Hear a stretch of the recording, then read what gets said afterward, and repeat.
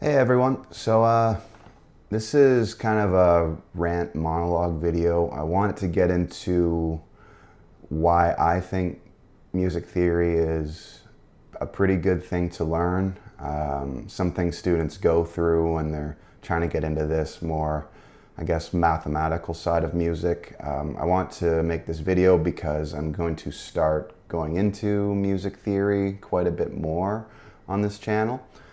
In all the previous videos, it was really just to get you guys used to the instrument, how it feels in your hands, how to get a clear sound, what all the most important open chords are, so you're prepared to learn a ton of songs.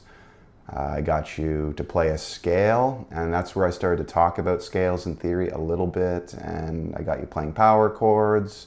I just wanted to give you guys a good setup, a good start, so that you won't be running into any shapes or surprises in a ton of tunes, so you can have some fun, because learning music ultimately should be fun. But I do want to get into deeper concepts on this channel eventually, and I just want to preface the music theory portion with why I think music theory is good to learn and why I do feel it's important. So I see a lot of pushback against learning music theory. I see a lot of people being influenced by the idea, one, that it kills your creativity. I can't speak for them or really musicians that don't learn theory. I mean, I guess I can actually. There was a time I didn't know much theory and I was able to write songs and I was able to create. But over the last 30 years of playing, it became so much easier for me to get the ideas out of my head and onto my instrument once I learned fundamental theory. And I'm not talking about taking a 400-page theory book and trying to memorize the whole thing. No human being can do that. I'm talking about just learning the basic fundamentals of music theory, and that will set you up immensely for creating your own music, analyzing musicians that you love, seeing what they did, a whole world of things. But combining music theory with my ear training completely changed my playing for the better. There is no world in which I can say, oh, I would have been better off if I didn't know how the major scale worked, if I didn't know theory of chords, if I didn't understand harmony on a theoretical level. And I'll tell you, it did not kill my creativity whatsoever. It actually gave me the tools to express my creativity, because now I hear the sounds in my head and I know what they are and I know how to get them onto my instrument without even having my guitar in my hands. I can write music just... I was laying in bed the other night. I think I was still dreaming. I dreamed of a song, of a melody, and I hopped out of bed and I knew how to play it. I knew how to play it before I even grabbed my instrument. And now I'm recording that song and I'm really proud of it. If I didn't have any music theory or ear training, I would have heard these sounds. I would have had no idea how to get it on the instrument, and I would have had to kind of meander on it and fish around, and maybe I would have got it, maybe I wouldn't have. But music theory just lets me get right to what I want as quick as possible, really. Now, that's just my experience with it. It just made me a much better musician and creative overall. One of the main reasons, though, other than my own experience for learning music theory, I think this is probably the main point of it, is that we have an effective way of communicating musical ideas to other musicians. If you're in a room full of musicians, let's say a big band or a symphony or a rock band or whatever, you're usually all playing different instruments. And unless you can play all the other instruments in the room, it might be kind of tricky to explain, your idea to them. It's like the classic, you're in a band with your drummer and you go, do this beat, doom pa, doom pa, doom pa, doom pa, doom pa, or whatever. You mimic it, and that works. I do that too with my bands when I'm like messing around and whatever, and that's fine. But you could say to your drummer, hey, do eighth notes on the hi-hat, maybe a burst of 16th notes in the last measure before the chorus, up the energy. You can start speaking in more theoretical terms, and you can get the idea across really specifically, as long as everybody has a fundamental understanding of music theory. So music theory is a fantastic tool for communicating to other musicians what your intentions are. I don't play brass instruments at all. I'm terrible at them. I've tried to play trumpet. I'm just god-awful. But if I'm in a room with a trumpet player and I say, hey, look, we're in the key of C major. We're working with the notes from the C major scale. Maybe we'll put a flat 6 in there. That trumpet player is going to know exactly what I mean and be able to do it on their instrument. So it allows me to get my idea out to other musicians on their instruments. So effective communication between musicians, that's, in my opinion, the biggest reason for music theory. I do see pushback against theory where they say music theory is constricting rules, hence the kills your creativity thing. Music theory, at least to me, isn't rules. It's a tool. Music, at the end of the day, is an art form. It's subjective what you want to do with these notes, these 12 notes you've been given. You can do whatever you want with them. In fact, some of my absolute favorite bands break every theory rule imaginable. And don't get me started on when blues music came around. Blues completely took all the classical rules and flipped them on their face. I don't really believe that there's a set form of correct music theory, but I do believe there's theory fundamentals that you need to know. And then you'll recognize it's just a tool for communication and analysis, and you can bust it out whenever you need it. I do a lot of my writing, I think, by ear, but my ear, like, it's been trained, right? I'm ear trained based off music theory. I know my scales. I don't have to think about these things when I'm doing it, but it is theory based, okay? And what's kind of funny is it's an intimidating subject. You'll come in to learn music theory. You'll be given all these rules that you have to learn. And then once you know it and it comes full circle and you've been doing it for years, you realize there are no rules. That theory is just in place as a tool for analysis and communication. That in music, you can do whatever you want. I could literally put my fingers on any frets on the fretboard and make the wildest sound that somebody would say, that doesn't understand this, oh, that's not a chord. That's a mess. What chord is that? But funnily enough, I can use music theory and I can tell you exactly what chord it is. Even if it sounds traditionally bad and it just seems like a mess of notes, there's a theory name out there for that.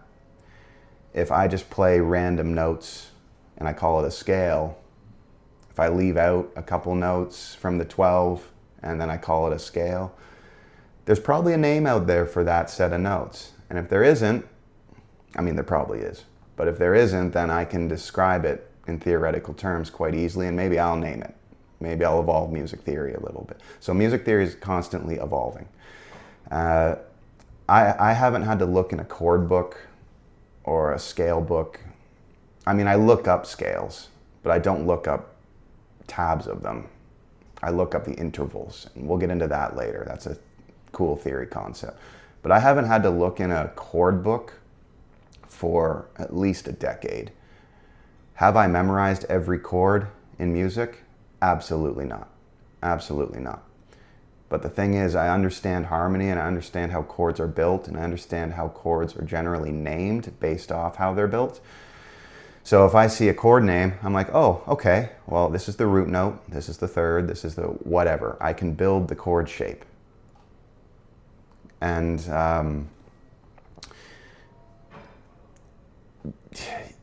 I see all these people online selling chord books, scale books, and there's nothing wrong with having those resources, but I think all a person needs is a fundamental understanding of how theory works and then the ability to apply it to their instrument, and you'll never need any of those resources again. I'm not dogging anybody that's selling those things, but I do think there's a better route. So just to, recap this, music theory is a very effective communication tool between musicians, okay? Music theory is a tool, not really a set of rules. It's a tool for analysis, and music theory did not kill my creativity whatsoever. It only helped it. And when I hear examples of big-time musicians not using theory, so like, you know, people always like to bring up the Beatles or Nirvana, Kurt Cobain, or whoever, all the punk bands. Ironically enough, one of the best punk bands of all time is the Bad Brains. They were a jazz band before they became the Bad Brains. A jazz band, those guys knew music theory. I don't know, I just wanted to throw that in there. But with the bands that are often cited as being creative powerhouses and did it without theory, here's the thing. These guys had producers, engineers. The classic with the Beatles is their albums started to really get creative and super awesome when George Martin came around. George Martin, they call him the fifth Beatle. I believe he was their producer. He knew music theory. And he was definitely the theory head in the room that was saying, oh, maybe try this chord substitution. Or, hey, Paul, maybe let's use Hungarian minor, the Hungarian minor scale, or harmonic major, or just try, and he might have put it like, hey, Paul, try these notes. Little did Paul know he was using harmonic major now, for example. So music theory definitely was integral to all these great bands, whether the band members themselves knew it or not. And another one I see come up all the time is Billy Corgan and the Smashing Pumpkins. A lot of my students want to learn Pumpkins tunes. Pumpkins rock. Billy Corgan and a lot of the 90s bands are using the Mixolydian mode. You guys have no idea what that is, maybe you do, but they were probably doing it by ear, but they were using a theory tool, the Mixolydian mode. And whether they knew it or not, now because I know theory and I learned some Pumpkins, I'm like, oh, Billy's using Mixolydian a lot. Oh, maybe I'll try Mixolydian in my songs. I like the sounds of this. I'm able to analyze what Billy did and apply it to my own music now. And I can play Mixolydian in any key. I'm not stuck to the key that I learned that Pumpkins song in. Do you see? I can extract information from my favorite artists because I know how to analyze the music. So I don't really have much more to say about it. I will say it can be very intimidating and daunting to start getting into the math side of music. I'm going to try my best on this channel to get rid of that idea. You walk into a music center, you see these theory books, they're this frickin' thick, and it's like, oh my gosh, I'll never be able to memorize all that. You don't memorize all that. You don't. Here's what you need to learn. The music alphabet, how to build the major scale on paper, the chords of the major scale and how they're built. That's it. Once you know that, you have an understanding of music theory now. You have a tool that you can analyze, hot take, everything with. Now, that being said, there are more advanced concepts. You can go down the rabbit hole and learn a ton of different stuff. There's really no end to it in music theory. And also, I'm not really talking about sight reading. Sight reading is an offset of music theory. It's an auxiliary skill. It is definitely a part of it. But I'm not talking about all the Latin or French or German terms or what have you, or the history of manuscript or sight reading at all in this video. I'm just talking about raw analytical music theory and being able to apply it and use it as a beneficial tool for communication, for analysis, for understanding, and for creativity. So feel free to agree or disagree or add anything in the comments below, guys. I'm going to start getting into fundamental theory a little bit. I honestly think I can sum up what you need to know in a video or two, and then in the future I'll keep using these theory ideas that I go over to analyze stuff a little bit deeper. And over the videos you'll see it used in real time and how powerful it really is. So that's it for today, guys. Again, comment any agreeing or disagreeing down below. Like and subscribe to the channel, a new channel. It'd be very, very helpful for me, and I will try to respond. Look forward to hearing from you guys. Take care.